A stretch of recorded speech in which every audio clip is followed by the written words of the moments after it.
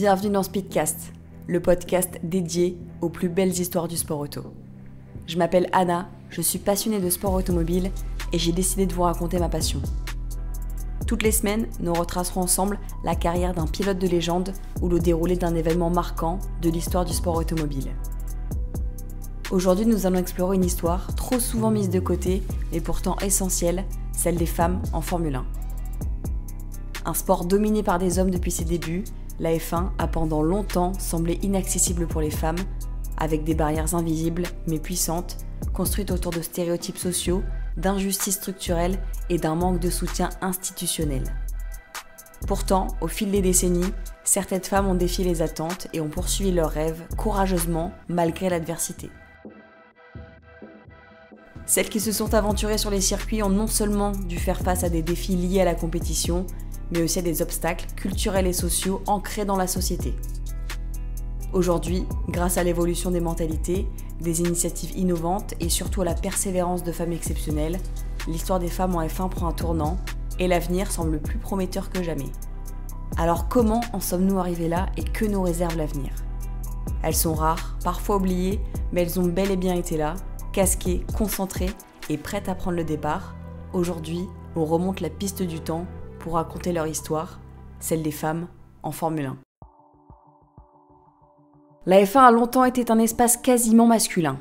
Dès la création du championnat en 1950, les hommes ont occupé toutes les positions importantes, des pilotes aux ingénieurs en passant par les responsables d'équipe et les mécaniciens. Les femmes, quant à elles, n'étaient même pas envisagées dans ce cadre. Mais pourquoi ?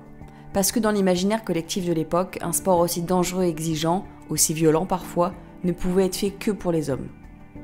Les stéréotypes étaient puissants, on pensait que les femmes physiquement ne pouvaient pas résister aux forces G d'une voiture de course.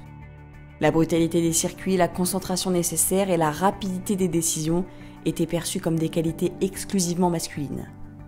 De plus, l'accès au sport automobile était extrêmement limité pour les femmes. Le réseau de soutien, les financements, les opportunités étaient presque inexistantes. Les femmes étaient largement exclues du monde des compétitions de haut niveau. Puis en 1958, une première brèche dans ce mur de préjugés est ouverte par Maria Teresa de Filippis, une Italienne déterminée. Elle devient la première femme à participer à un Grand Prix de F1 au volant d'une Maserati. Elle participera à 5 Grands Prix en prenant le départ de 3 d'entre eux entre 1958 et 1959. Et elle décrochera en meilleur résultat une 10e place à Spa-Francorchamps au Grand Prix de Belgique. My dear, the noise, says Mr. Philippis, and the people. Now for the helmet, and the only girl in Grand Prix racing finds it quite a problem. Si ses résultats ne sont pas fulgurants et que sa carrière est relativement courte, elle incarne toutefois la toute première tentative d'une femme de participer à cette arène, un domaine jusque-là réservé aux hommes. Maria Teresa a non seulement défié les attentes sociales, mais elle a également ouvert la voie que beaucoup d'autres essayeront de suivre. Elle se retire cependant après quelques courses, épuisée par les conditions difficiles et le manque de soutien, mais son passage marquera à jamais l'histoire de la F1. Quelques années plus tard, c'est Leila Lombardi qui vient faire parler d'elle en devenant la première femme à marquer des points en F1 lors du Grand Prix d'Espagne en 1975. At her next race, she made motorsport history. In a Spanish Grand Prix, Lombardi finished 6th, scoring half World Championship point due to the race's early finish. She was the first, and to date, only woman to seal a points finish in Formula 1. Elle participera à une douzaine de départs en Grand Prix entre 75 et 76, et contrairement à Maria Teresa, Leila bénéficie de plus de soutien et de meilleures opportunités. Cependant, son parcours reste tout de même semé d'embûches. En effet, malgré son talent, elle se heurte aux mêmes obstacles. Manque de financement, méfiance des sponsors et d'une partie de la communauté. Mais la victoire est symbolique. Ce n'est pas la victoire au sens propre, mais une victoire sur les préjugés, sur les doutes et sur l'absence de visibilité pour les femmes dans le sport automobile. Cependant, comme Maria Teresa, la carrière de Leila est freinée et n'aboutira pas en F1. La difficulté à trouver un volant compétitif, un problème commun d'ailleurs aux hommes comme aux femmes dans le milieu du sport automobile. Son départ de la F1 marque une période de stagnation où aucune femme ne fera parler d'elle dans les circuits pendant plusieurs années. Malgré cela, elle n'abandonnera pas le sport auto en participant les années suivantes aux 24 heures du Mans à plusieurs reprises, ainsi qu'aux 1000 km de Monza. D'autres femmes tenteront après leur chance. Davina Kalika, ancienne skieuse olympique, reconvertie en pilote, tentera de se faire une place en F1 sans pour autant réussir à se qualifier pour un départ. Rappelons qu'à cette époque, il y avait énormément de voitures engagées sur les Grands Prix, mais toutes ne pouvaient pas accéder au départ de la course sans avoir réussi à bien se qualifier pendant les qualifications. Desiree Wilson tentera elle aussi de se qualifier mais sans succès. En revanche, elle gagnera une manche du championnat britannique de F1 à Brands Hatch, un championnat annexe de Formule 1. Elle quittera aussi les monoplaces pour l'endurance, avec plusieurs participations aux 24 heures du Mans et 2 victoires notables aux 1000 km de Monza et aux 6 heures de Silverstone. La dernière femme à avoir tenté de se qualifier pour un Grand Prix de Formule 1 est l'Italienne Giovanna Amati au début de la saison 92. Après 3 échecs, elle sera remplacée par Damon Hill. Et après, c'est le silence, le désert, aucun autre nom féminin ne résonne sur les circuits de F1. C'est comme si les femmes avaient disparu des radars. Pourtant, les femmes n'étaient pas absentes du sport automobile. Elles étaient présentes dans d'autres disciplines, mais jamais sur les grilles de Formule 1. Les années passent et les voitures deviennent de plus en plus complexes, les technologies s'affinent, mais la F1 reste un univers fermé aux femmes. Les moteurs rugissent, les courses s'intensifient, mais l'ombre des stéréotypes et des barrières culturelles pèse lourdement. Les femmes pilotes qui veulent percer dans ce milieu sont souvent reléguées à des rôles de pilotes de test ou pilotes de développement. Elles ne sont pas considérées comme de vraies compétitrices pour le titre. Pourtant, de nombreuses femmes continuent à nourrir le rêve d'une participation active dans cette arène, mais leur rêve semble de plus en plus irréalisable. Il faut attendre les années 2000 pour que les choses commencent à changer.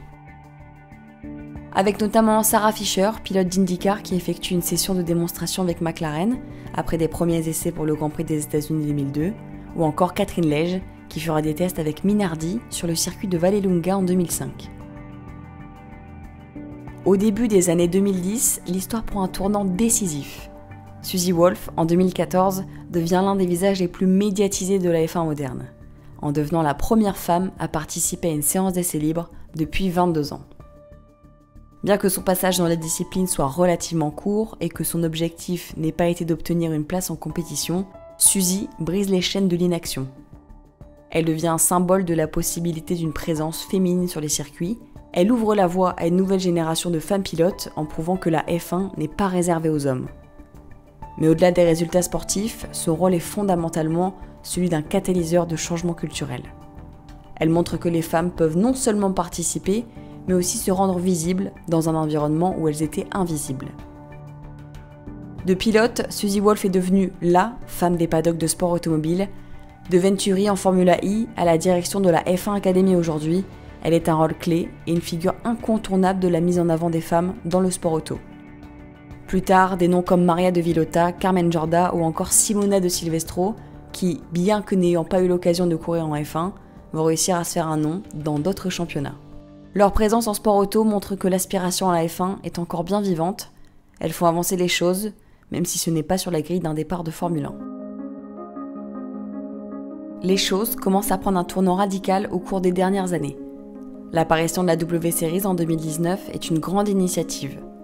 Ce championnat 100% féminin permet aux pilotes de se mesurer entre elles sur une scène compétitive et avec une médiatisation importante. Mais pourquoi créer un championnat 100% féminin quand le sport automobile est mixte? Pourquoi séparer les hommes et les femmes dans des catégories de promotion pour espérer un jour courir dans la même catégorie? Pour les défenseurs de ces championnats 100% féminins, il permet de concentrer l'attention sur les talents féminins en les exposant à une visibilité qu'elles n'avaient pas dans les autres séries. La W Series disparaît ensuite au profit de la F1 Academy, lancée par la F1 elle-même en 2023. Cette fois-ci, les pilotes sont aidés par les équipes de F1 et de F2 dans le but de faire des passerelles entre les championnats. Mais les occasions sont rares. Seule une poignée de pilotes brillent réellement en F1 Academy. Et ensuite, il faudra continuer à gravir les échelons dans des championnats mixtes. Ces dernières années, la F2 et la F3, antichambres de la F1, ont vu des pilotes féminines comme Tatiana Calderon ou Sophia Flörsch se battre en fond de tableau, pourtant à armes égales avec les autres pilotes masculins. La bataille pour voir une féminine en haut du tableau, en monoplace, semble parfois oublier que l'argument principal du sport automobile reste le talent. Même avec tous les pas en avant pour les inclure et ouvrir le sport aux femmes, le coup de volant reste le seul argument qui peut vous faire gagner une course ou un championnat. Aujourd'hui, la question qui reste en suspens est quand verrons-nous une femme en F1 ? Lorsqu'elle aura le talent pour y arriver, mais aussi le support pour pouvoir évoluer dans ce milieu. Et c'est là que le sport auto a fait de grands progrès. Aujourd'hui, le monde de la F1 semble être encore loin à atteindre pour une femme, mais si vous tournez la tête vers l'endurance, vous verrez les aérondames briller en remportant de nombreuses courses. Si vous suivez les rallyes, vous pouvez voir de nombreuses femmes braver des spéciales difficiles pour marquer des points. Et dans bien d'autres disciplines, de nombreuses femmes brillent aujourd'hui en sport automobile en ayant fait le choix de ne pas être pilote de monoplace et de ne pas viser la F1. Alors pourquoi pas en F1 ? Je n'ai pas la réponse à cette question. Est-ce que finalement le physique féminin est fait pour ces voitures ? L'avenir nous donnera sûrement des réponses et nous montrera ou non si une femme pourra briller au haut niveau en monoplace. Mais les petites filles peuvent continuer de rêver grand, à l'instar de la pilote Michèle Guetting, devenue récemment pilote officielle Porsche. Les constructeurs et les grands noms du sport automobile donneront toujours leur chance aux grands talents, qu'ils soient masculins ou féminins. Le sport automobile reste un sport d'élite, où les budgets sont les maîtres du destin, peu importe le genre du pilote. L'histoire des femmes en F1 est marquée par des obstacles qui au fil des décennies se sont transformés en défis à relever. Ce n'est pas juste une question de femmes dans le sport, c'est aussi une question de talent, de travail acharné et de persévérance. Aujourd'hui, les femmes en sport auto ne sont plus seulement une exception, elles sont un symbole de l'évolution du sport, un sport qui commence à ouvrir ses portes à toutes les formes de talent. L'avenir des femmes en sport auto semble de plus en plus radieux. Un jour peut-être, une femme prendra place sur une grille de Formule 1 pour un départ de course. Et sinon, elles continueront de briller sur d'autres circuits et d'autres championnats. Et croyez-moi, elles sont nombreuses et pleines de talent à vouloir elles aussi montrer de quoi elles sont capables, maintenant que de grandes dames avant elles ont ouvert les portes. En France, des pilotes comme Dorian Pain, Lilou Wadou ou encore Lisa Billard montrent l'exemple et se promettent à un grand avenir. Merci à tous d'avoir écouté cet épisode de Speedcast. S'il vous a plu, n'hésitez pas à le noter, à le commenter, à le partager. Et nous on se retrouve dès la semaine prochaine pour un nouvel épisode de Speedcast.